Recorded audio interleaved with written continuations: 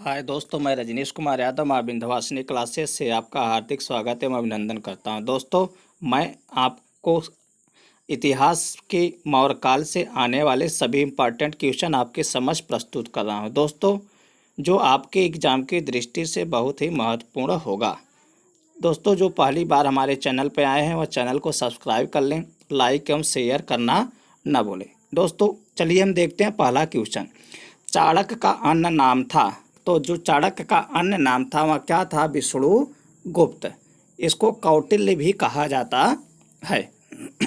अगला क्वेश्चन, निम्नलिखित में से किसकी तुलना मैकियावेली के प्रिंस से की जाती है? तो किसकी तुलना मैकियावेली के प्रिंस से की जाती है? ये की जाती है कौटिल्य का अर्थशास्त्र। ऑप्शन बी सही हो जाएगा। अगला क्वेश्चन देखते हैं। वह शासक कौन था जिसने राज सिंहासन पर बैठने के लिए अपने बड़े भाई सुसीम की हत्या की थी? तो कौन था? वह था अशोक। ऑप्शन ए सही हो जाएगा। कहा जाता है कि अशोक ने सिंहासन पर बैठने के लिए अपने 99 भाइयों की हत्या की थी। अगला क्वेश्चन, निम्नलिखित में सम्राट अशोक की वह पत्नी कौन थी जिसने उसको प्रभावित किया था? तो वह कौन थी? कारुवाकी। ऑप्शन डी सही हो जाएगा। अगला क्वेश्चन देखते हैं। अशोक ने अपने सभी अभिलेखों में एक रूपता से किस प्राकृत का प्रयोग किया है? तो किस प्राकृत का प्रयोग किया है? ये है मागधी। क्या है? मागधी। ऑप्शन सी सही हो जाएगा। अगला क्वेश्चन है, बिंदुसार ने विद्रोहियों को कुचलने के लिए अशोक को कहाँ भेजा था? तो अशोक को कहाँ भेजा था? ये हो जाएगा तक्षशिला। ऑप्शन बी सही हो जाएगा। अगला क्वेश्चन देखते हैं।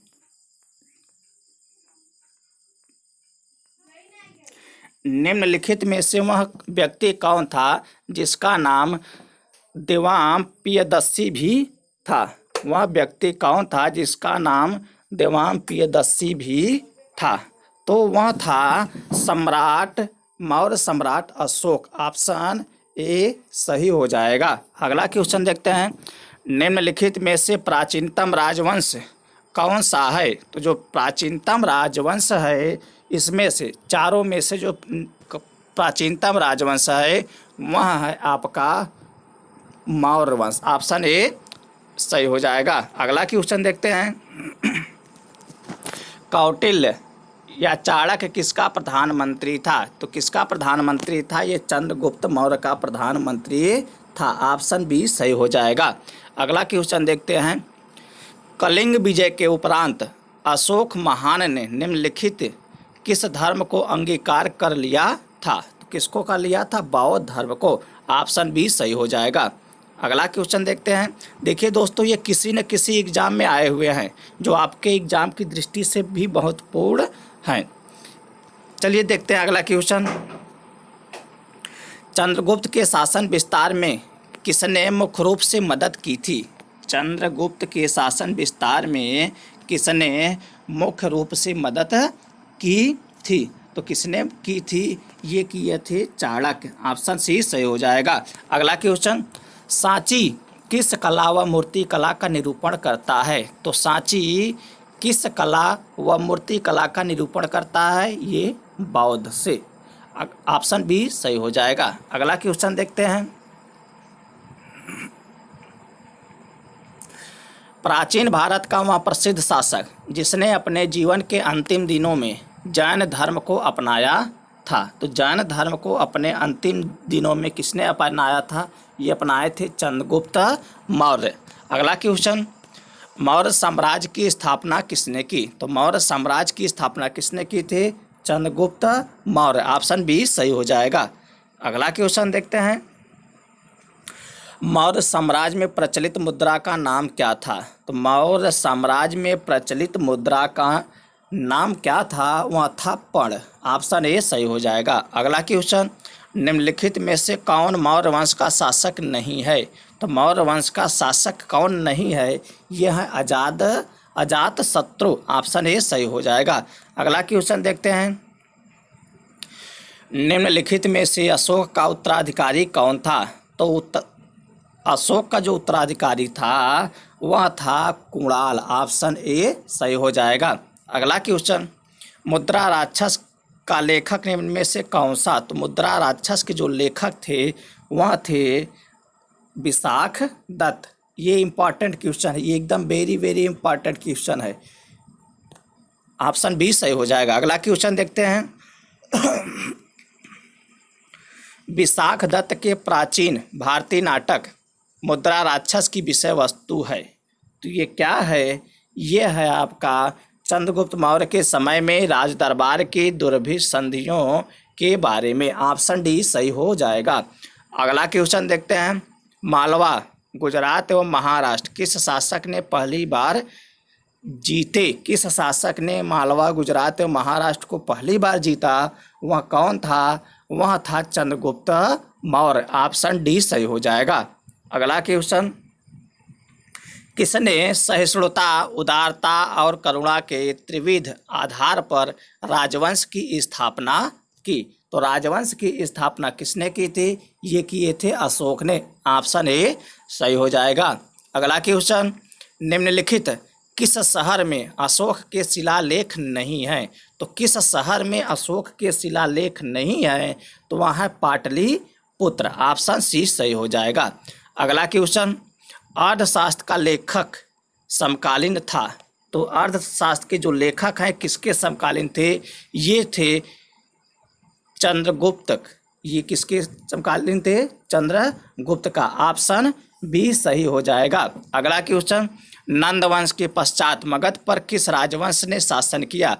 तो नंद वंश के बाद मगध पर मौर्य वंश ने शासन किया। ऑप्शन ए सही हो जाएगा। अगला क्वेश्चन। मौर्य काल में शिक्षा का सर्वाधिक प्रसिद्ध केंद्र था। तो शिक्षा का सर्वाधिक प्रसिद्ध केंद्र क्या था? वह था तक्षशिला। ऑप्शन सी सही हो जाएगा। अगला क्वेश्चन।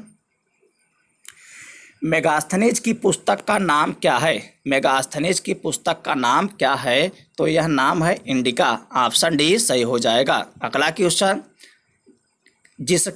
जिसके ग्रंथ में चंद्रगुप्त मौर्य का विशिष्ट रूप से वर्णन है वह है तो वह क्या है? वह है विशाख दत्त। वह क्या है? विशाख दत्त। ऑप्शन सी सही हो जाएगा। अगला क्वेश्चन। वह स्रोत जिसमें पाटलिपुत्र के प्रशासन का वर्णन उपलब्ध है, जिसमें पाटलिपुत्र के प्रशासन का वर्णन उपलब्ध है वह कौन सा है? वह है इंडिका। ऑप्शन सी सही हो जाएगा। अगला क्वेश्चन। अशोक के शिलालेखों में प्रयुक्त भाषा है तो कौन सी भाषा है? यह हो जाएगा आपका प्राकृत। ऑप्शन बी सही हो जाएगा। अगला क्वेश्चन।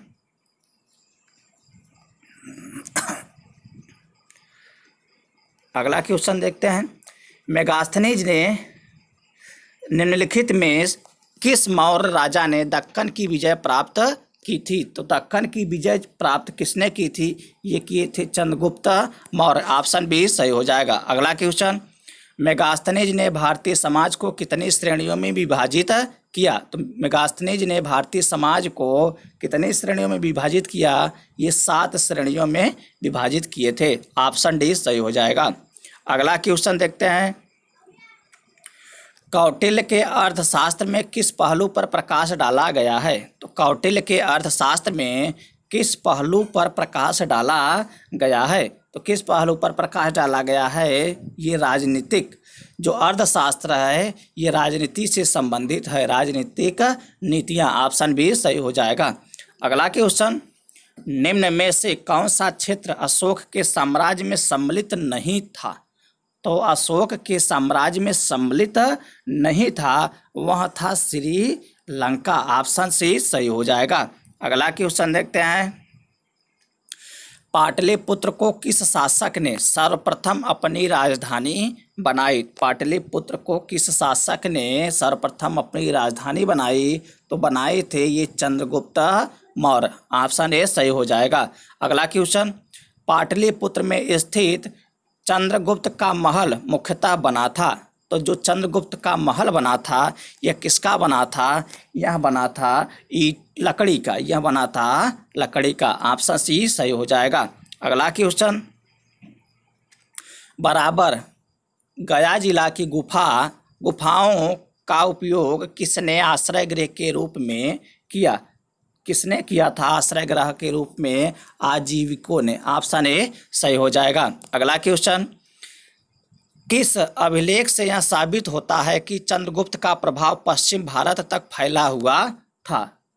पश्चिम भारत तक फैला हुआ था किससे होता है? रुद्रदामन का जूनागढ़ अभिलेख। ऑप्शन सी सही हो जाएगा। अगला क्वेश्चन देखते हैं।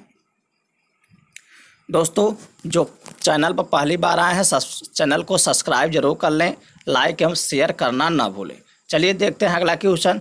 केवल वह स्तंभ जिसमें अशोक ने स्वयं को मगध का सम्राट बताया है तो वह कौन सा है?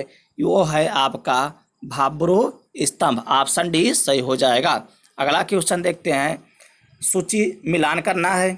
चंद्रगुप्त चंद्रगुप्त चंद्रगुप्त को क्या कहा जाता है? चंद्रगुप्त को कहा जाता है सेंड्रोकोट्टस और बिंदुसार को कहा जाता है अमित्रघात। अशोक को क्या कहा जाता है? प्रियदर्शी। चाणक्य को क्या कहा जाता है? विष्णुगुप्त। तो मिला लेते हैं कूट के माध्यम से, थोड़ा सा ऊपर ले लेते हैं जिससे चारों ऑप्शन दिख जाए। चलिए देखते हैं फिर एक बार मिला लेते हैं। चंद्रगुप्त, सेंड्रोकोट्टस, बिंदुसार, अमित्रघात, अशोक, प्रियदर्शी, चाणक्य, विष्णुगुप्त। डी का चौथा किस में है? बी में और सी में। ए वाला कैंसिल हो गया, डी वाला कैंसिल हो गया। अब हो सकता है आपका बी और सी। तो देखिए अब ए का दूसरा किस में है? ए का दूसरा सी में। ऑप्शन सी सही हो जाएगा। अगला क्वेश्चन देखते हैं। प्रथम भारतीय साम्राज्य स्थापित किया था किसने किया था? चंद्रगुप्त मौर्य द्वारा किया गया था। ऑप्शन सी सही हो जाएगा। अगला क्वेश्चन, उत्तरांचल में अशोक का एक शिलालेख स्थित है, वह कौन सा है? आपको बताना है। तो वह आपका हो जाएगा कालसी। क्या हो जाएगा? कालसी में। ऑप्शन बी सही हो जाएगा। अगला क्वेश्चन, सांची का स्तूप किसने बनवाया? तो सांची का स्तूप किसने बनवाया था?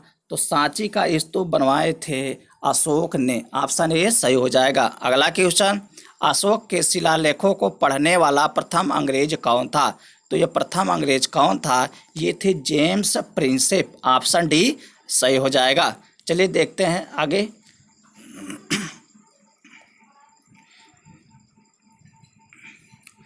कलिंग युद्ध की विजय तथा क्षत्रियों का वर्णन अशोक के किस शिलालेख में है? तो किस शिलालेख में है? शिलालेख 13 में है। ऑप्शन डी सही हो जाएगा। अगला क्वेश्चन, प्रसिद्ध यूनानी राजदूत मेगास्थनीज भारत में किसके दरबार में आए थे? तो जो मेगास्थनीज था भारत में किसके दरबार में आया था? तो मेगास्थनीज आया था चंद्रगुप्त मौर्य के दरबार में। ऑप्शन सी सही हो जाएगा। अगला क्वेश्चन देखते हैं। चंद्रगुप्त मौर्य ने सेल्यूकस को कब पराजित किया था? तो चंद्रगुप्त मौर्य ने सेल्यूकस को कब पराजित किया था? तो 305 ईसा पूर्व में। अगला क्वेश्चन, निम्नलिखित में से कौन सा राजा प्रायः जनता के संपर्क में रहता था? तो वह कौन था? वह अशोक था। ऑप्शन बी सही हो जाएगा। अगला क्वेश्चन, अशोक ने 261 ईसा पूर्व में कलिंग को जीतने के बाद क्या किया? कलिंग को जीतने के बाद क्या किया? उसने क्या किया? भारी रक्तपात देखकर युद्ध की नीति को सदा के लिए त्याग दिया। ऑप्शन सी सही हो जाएगा। अगला क्वेश्चन, अशोक के अधिकांश अभिलेख किस भाषा व लिपि में हैं? तो किस भाषा व लिपि में हैं? तो प्राकृत भाषा व ब्राह्मी लिपि में है। ऑप्शन ए सही हो जाएगा। अगला क्वेश्चन देखते हैं। किस ग्रंथ में चंद्रगुप्त मौर्य के लिए ब्रिसल निम्न कुल शब्द का प्रयोग किया गया है? तो किस में किया गया है? यह ब्राह्मण साहित्य में। ऑप्शन ए सही हो जाएगा। अगला क्वेश्चन देखते हैं। मौर्य नरेश के बारे में निम्न में से कौन सा कथन सही है? उन्होंने विकास किया था। किसका विकास किया था? तो किसका विकास किए थे? ये विकास किए थे संस्कृत कला व साहित्य का, प्रांतीय विभाजन का और हिंदू कुश तक साम्राज्य का। तो क्या हो जाएगा 1, 3 और 4। तो 1, 3, 4 हमारा ऑप्शन डी में है। ऑप्शन डी हमारा क्या हो जाएगा, सही हो जाएगा। अगला क्वेश्चन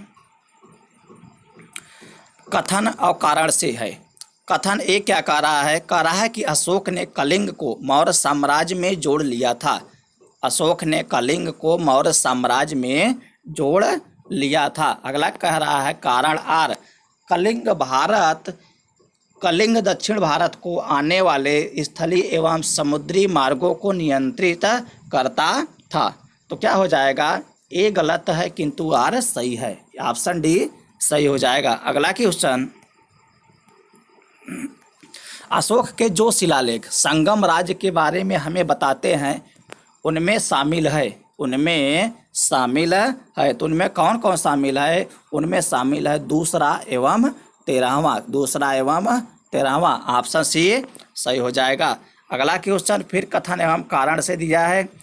कथन ए अशोक के राज्यादेशों के अनुसार धार्मिक निष्ठा की अपेक्षा जनता के मध्य सामाजिक समरसता अधिक महत्वपूर्ण थी।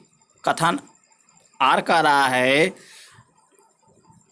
उसने धर्म संवर्धन के स्थान पर समता के विचारों का प्रसार किया। तो आपका उत्तर हो जाएगा ए और आर दोनों सही हैं तथा आर ए की सही व्याख्या करता है। ऑप्शन ए सही हो जाएगा। अगला क्वेश्चन देखते हैं निम्नलिखित में से किस राज्यादेश में अशोक को व्यक्तिगत नाम अशोक का उल्लेख मिलता है। तो कहाँ मिलता है, ये मिलता है मास्की में। कहाँ मिलता है, मास्की। ऑप्शन डी सही हो जाएगा। अगला क्वेश्चन देखते हैं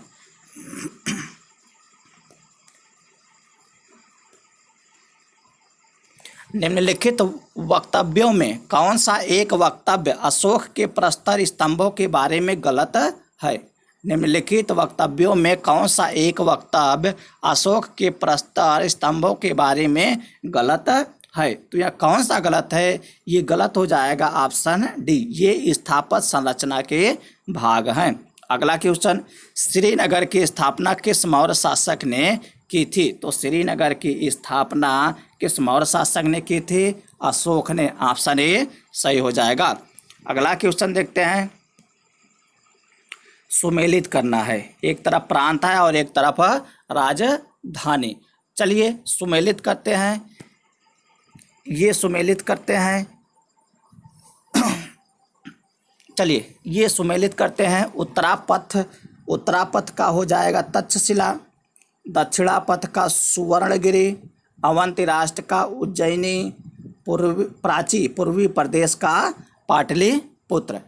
ए का 1, बी का 2, सी का 3, डी का 4। तो कौन हो जाएगा हमारा ऑप्शन ए सही हो जाएगा। अगला क्वेश्चन देखते हैं किस ग्रंथ में शूद्रों के लिए आर्य शब्द का प्रयोग हुआ है। किस ग्रंथ में शूद्रों के लिए आर्य शब्द का प्रयोग हुआ है। तो किस ग्रंथ में हुआ है, ये हुआ है अर्थशास्त्र में। ऑप्शन ए सही हो जाएगा। अर्थशास्त्र किससे संबंधित है, तो ये राजनीतिक से संबंधित है। ऑप्शन ए सही हो जाएगा। अगला क्वेश्चन अशोक ने अपने राज्याभिषेक के चौथे वर्ष में निग्रोध के प्रभाव से प्रभावित होकर किससे बौद्ध धर्म की दीक्षा ली। तो किससे बौद्ध धर्म की दीक्षा ली, ये दीक्षा लिए थे उपगुप्त से। ऑप्शन सी सही हो जाएगा। अगला क्वेश्चन देखते हैं किसने पाटलिपुत्र को पोलीब्रोथा कहा। किसने पाटलिपुत्र को पोलीब्रोथा कहा। तो पोलीब्रोथा कहने वाला कौन थे, ये थे मेगास्थनीज। ऑप्शन ए सही हो जाएगा। मौर्य काल में एग्रोनोमाई किसे कहा जाता था। तो एग्रोनोमाई किसे कहा जाता था, ये सड़क निर्माण अधिकारी होता था। ये कौन होता था, सड़क निर्माण अधिकारी। ऑप्शन बी सही हो जाएगा। अगला क्वेश्चन मौर्य काल में गुप्तचरों को क्या कहा जाता था। तो गुप्तचरों को क्या कहा जाता था, तो कहा जाता था इन्हें संस्था एवं संचार। नहीं, ये गलत हो जाएगा, ये कहा जाता है गूढ़ पुरुष। ऑप्शन ए सही हो जाएगा। अगला क्वेश्चन किस श्रीलंकाई शासक ने आपने आप को मौर्य सम्राट अशोक के आदर्शों के अनुरूप ढालने की कोशिश की। ये कौन था? ये था तीस। ये कौन था? तीस। ऑप्शन सी सही हो जाएगा। अगला क्वेश्चन, किस जैन ग्रंथ में चंद्रगुप्त मौर्य के जैन धर्म अपनाने का उल्लेख मिलता है? तो किसमें मिलता है? ये मिलता है परिशिष्ट वर्मन में। ये दोस्तों ये भी पूछा जाता है कि ये जो परिशिष्ट वर्मन है यह किसके द्वारा लिखा गया है? तो यह किसके द्वारा लिखा गया है? ये लिखा गया है हेमचंद के द्वारा। किसके द्वारा लिखा गया है? हेमचंद के द्वारा। किसके द्वारा लिखा गया है? हेमचंद के द्वारा। आप अगला क्वेश्चन देखते हैं, किस महीने से मौर्यों का राजकोषीय वर्ष आरंभ होता था? किस महीने से मौर्यों का राजकोषीय वर्ष आरंभ होता था? तो किस महीने से होता था? ये महीना हमारा था आषाढ़, जिसको हम लोग जुलाई कहते हैं। ऑप्शन बी सही हो जाएगा। अगला क्वेश्चन देखते हैं, निम्नलिखित में किन किन दक्षिण भारतीय जातियों का उल्लेख अशोक के शिलालेख में किया गया है? तो किसका किसका किया गया है? ये किया गया है चोल, इसके बाद पांड्य, इसके बाद सत्यपुत्र, इसके बाद केरल पुत्र। तो किसमें है? ये ऑप्शन ए सही हो जाएगा। ये ऑप्शन ए सही हो जाएगा। अगला क्वेश्चन, अशोक के बारे में जानने के लिए सबसे महत्वपूर्ण स्रोत है। तो सबसे महत्वपूर्ण स्रोत कौन सा है? ये है शिलालेख। ऑप्शन बी सही हो जाएगा। ऑप्शन बी सही हो जाएगा। अगला क्वेश्चन, अशोक के काल में कौन सी लिपि दक्षिण भारत में परिवर्तित हुई थी? तो कौन सी लिपि दक्षिण भारत में परिवर्तित हुई थी? तो ये हो जाएगा आपका ब्राह्मी। ऑप्शन ए सही हो जाएगा। अगला क्वेश्चन, अशोक का अभिलेख भारतीय उपमहाद्वीप के बाहर भी पाया गया है। निम्नलिखित में किस देश में यह पाया गया है? तो यह किस देश में पाया गया है? ये पाया गया है अफगानिस्तान में। ऑप्शन ए सही हो जाएगा। अगला क्वेश्चन देखते हैं,